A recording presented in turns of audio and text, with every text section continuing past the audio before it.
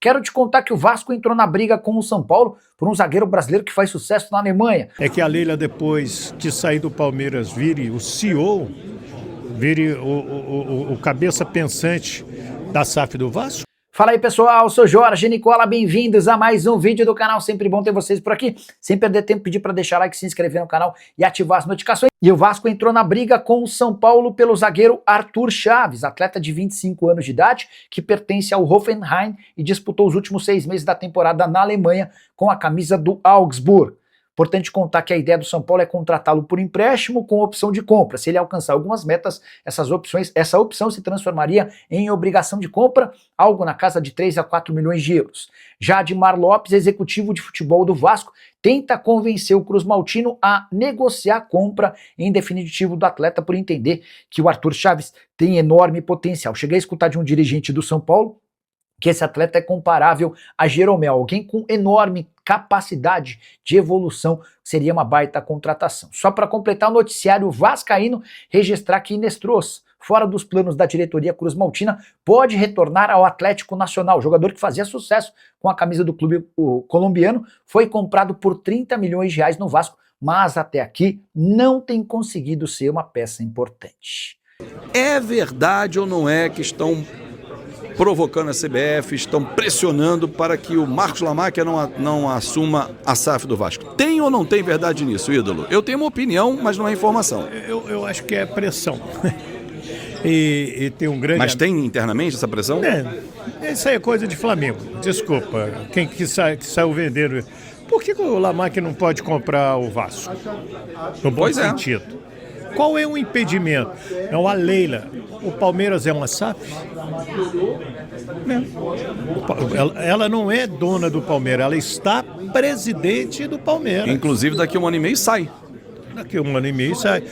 Será que o medo de outros clubes ou do Flamengo é que a Leila, depois de sair do Palmeiras, vire o CEO, vire o cabeça pensante da SAF do Vasco? Aliás, vou deixar uma pergunta para você que está acompanhando a gente. Que tal Leila Pereira de CEO da SAF do Vasco em janeiro de 2028? Você não tem uma caneta para escrever eu apoio? Pô.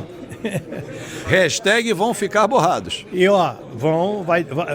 Porque entende do negócio, né? O Palmeiras é um case. Porque ela entende do negócio. Quem já conviveu com a Leila, quem já conversou com ela, eu tive a oportunidade de conversar várias vezes. Muito centrada, né? Muito centrada.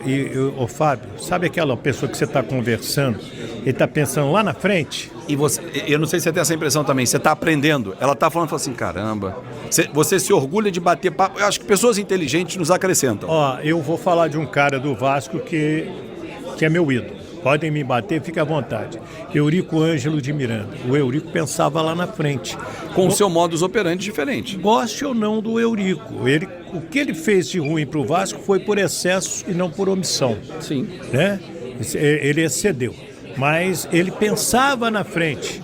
Quando todo mundo queria derrubar a federação, o Vasco se juntava com os times pequenos e fazia o campeonato do jeito que o torcedor gostava. É isso? Né? O Flamengo, quando conquista o tricampeonato, o que fez Edmundo Santos Silva?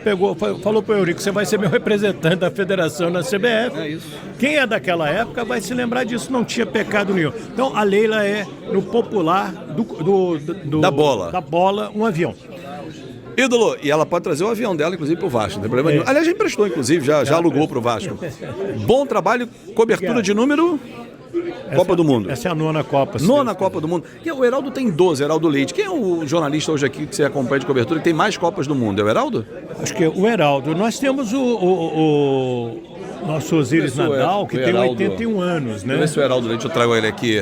Quer que eu chame Heraldo? Dá um toque no Heraldo lá então pra eu bater um papo. Beijo, ídolo. Beijo. Para começar o vídeo falando sobre a situação do técnico Renato Gaúcho, tá? A situação cada vez mais quente, que situação cada vez mais conturbada, né, cara? O Renato, que antes da paralisação para a Copa do Mundo já estava com um clima estranho no vestiário, né? Parece que muitos jogadores do elenco do Vasco não estão satisfeitos com a forma que o Renato vem trabalhando, dando entrevistas, né, muitas vezes expondo os jogadores do elenco vascaíno, né, falando ali, né, algumas coisas que os jogadores não se sentiram confortáveis. Parece que os jogadores, muitos deles ali, chegaram até a passar essa informação para a diretoria do Vasco. E aí, além disso, né, ontem a diretoria do Grêmio procurou o Renato Gaúcho, né? Houve ali uma ligação, houve uma conversa por parte da diretoria, do presidente do Grêmio, para saber se o Renato estaria disposto a jogar a toalha no Vasco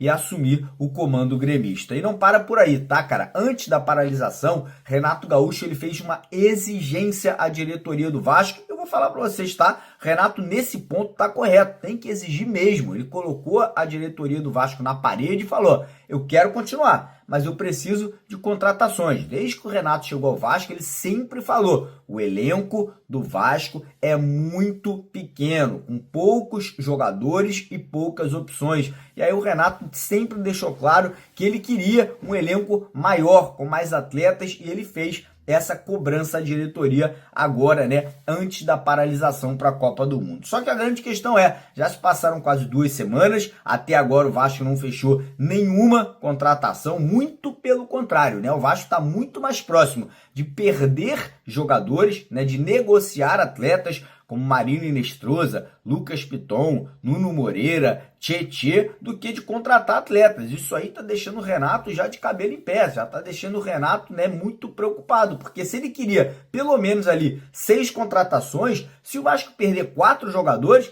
já vai subir para 10, irmão, o número de jogadores que o Vasco deveria contratar. Então a situação está muito, muito quente aí nesse momento. O clima não é um clima agradável, é um clima de tensão. E como eu falei, Renato Gaúcho pode jogar a toalha, pode pedir para sair a qualquer momento. Vai colocar ainda mais pressão na atual situação da diretoria, que vai ter que correr não somente atrás de reforços, mas também atrás de um novo treinador, que a gente sabe, né, tem alguns nomes aí no mercado, Vojvoda, Crespo, mas essa situação realmente não está muito interessante nesse momento dentro do Vasco. O Renato, por exemplo, pediu aí Everton Cebolinha, atacante do Flamengo, foi um pedido do Renato. A diretoria foi lá, conversou, mas deixou para lá. Não quis insistir na contratação do Everton Cebolinha. O Renato insistiu que ele precisa de 2 zagueiros. Parece que a diretoria do Vasco está insistindo, só quer contratar um zagueiro. Então, cara, tudo isso aí tá gerando realmente um desconforto muito grande. Felipe Coutinho pode virar reforço do Galo? Essa especulação ganhou bastante força nos últimos dias entre setoristas do Atlético. Antes de gravar o vídeo, conversei com uma pessoa do departamento de futebol do Galo para saber se essa negociação pode acontecer. Antes, só contextualizar sobre o momento do Coutinho. Meio atacante, 33 anos de idade, livre no mercado desde fevereiro, quando deixou de forma meio surpreendente o Vasco da Gama, enorme identificação com o clube. A situação dele era meio chata por conta da pressão da torcida e também de um desentendimento com o Fernando Diniz. Desde então, Coutinho não mais se pronunciou, se pretende se aposentar, se ainda aguarda por propostas, e essa especulação do Galo dava conta de que ele chegaria para vestir a camisa 7 do Hulk, eventualmente com vencimentos inferiores ao do atacante que foi jogar no Fluminense. O Hulk ganhava 2,5 milhões de reais por mês.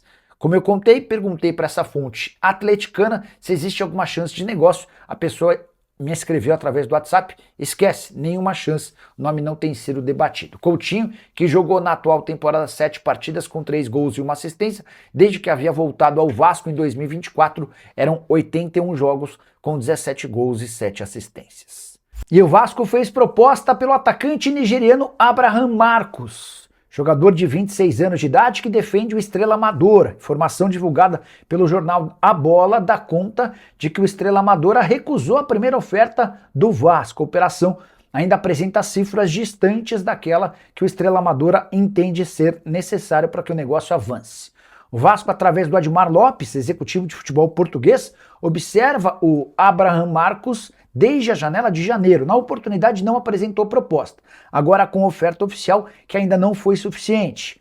A temporada do Marcos com a camisa do Estrela Amadora de 31 partidas, 5 gols e 6 assistências, atacante que pode jogar pela ponta direita ou ponta esquerda. A operação vai precisar girar em valores acima dos 4 milhões de euros. Só para completar, registrar que o Abraham Marcos tem contrato com o Estrela Amadora até 2028 e também está na mira de clubes europeus, o que pode dificultar a situação cruz-maltina. Fala galera, beleza? Mais um vídeo novo pra vocês. Já dá aquela moral, deixa seu like, compartilhe, já comenta aí embaixo e não esquece de se inscrever no canal pra não perder nada, hein? Porque aqui tem vídeo novo todos os dias. Forte abraço, galera. Fui!